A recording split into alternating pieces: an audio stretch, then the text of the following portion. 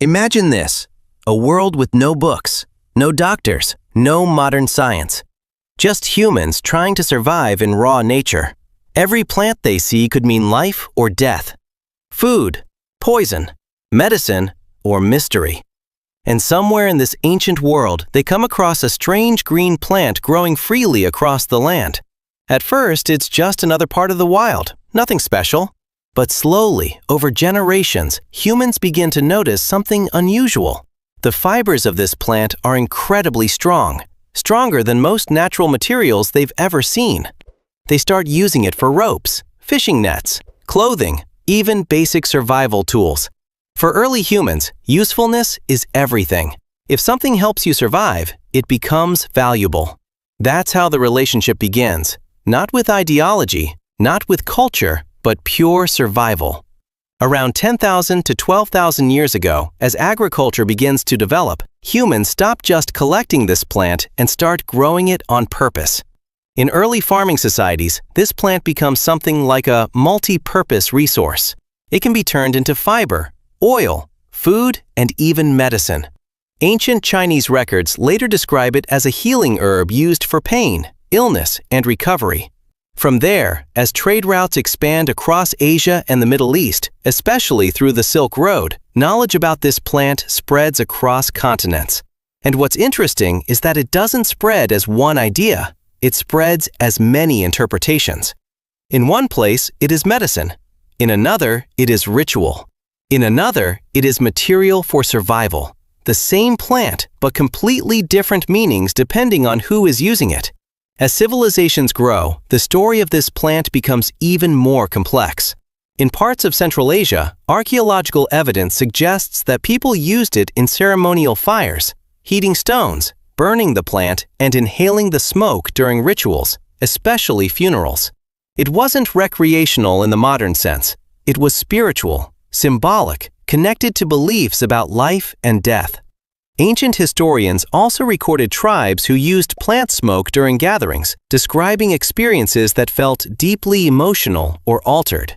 In India, this plant takes on an entirely different identity. It becomes part of spiritual tradition, mentioned in ancient texts and connected with rituals, festivals, and religious practices. It's not seen just as a plant, but as something woven into belief systems and cultural identity. Meanwhile, in ancient China, physicians experiment with plant-based mixtures for medical use. There are accounts of early doctors using herbal combinations for pain relief and even performing surgeries with the help of natural anesthetics, thousands of years before modern medicine as we know it. This shows something important. Early humans weren't randomly using plants. They were experimenting, observing, and slowly building knowledge systems. But here's the key point. None of this knowledge stayed static.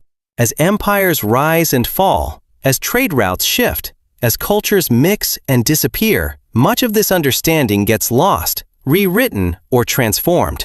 Fast forward to the age of exploration. Hemp, the industrial form of this same plant, becomes one of the most important materials in the world. Ships depend on it. Ropes, sails, nets, entire maritime systems rely on it. Without it, global exploration would have been far more difficult. It quietly supports the expansion of civilizations across oceans. Farmers in different regions are even required in some places to grow it because it is so essential for trade and military supply chains. At this point in history, it is not controversial at all. It is simply infrastructure, part of how the world functions. But everything changes in the modern era. With industrialization, changing laws, political agendas, and cultural shifts, the perception of this plant begins to shift dramatically. A substance that was once used for survival, medicine, and materials becomes heavily regulated and debated. Its identity changes not because the plant changed, but because society changed around it. Different governments, different narratives, different fears, and different interpretations reshape how people see it. And this is where history becomes complicated. Because the same thing that once helped build civilizations is now viewed through a completely different lens. Today, modern science studies this plant in a very different way. Researchers focus on its chemical compounds and how they interact with the human body. One interesting fact is that humans already produce natural molecules in the brain that interact with similar receptors. That's one reason why this plant has always had such a strong presence across cultures, because the connection between humans and it is not new. It's ancient. It goes back thousands of years. And when you zoom out, the real story is not about controversy at all. It's about relationship. A relationship between humans and nature that has evolved over thousands of years. Early humans didn't see it as good or bad. They saw it as useful or not useful. That's it. From ropes and sails, to medicine and rituals, to trade and exploration, this single plant has moved through every stage of human civilization.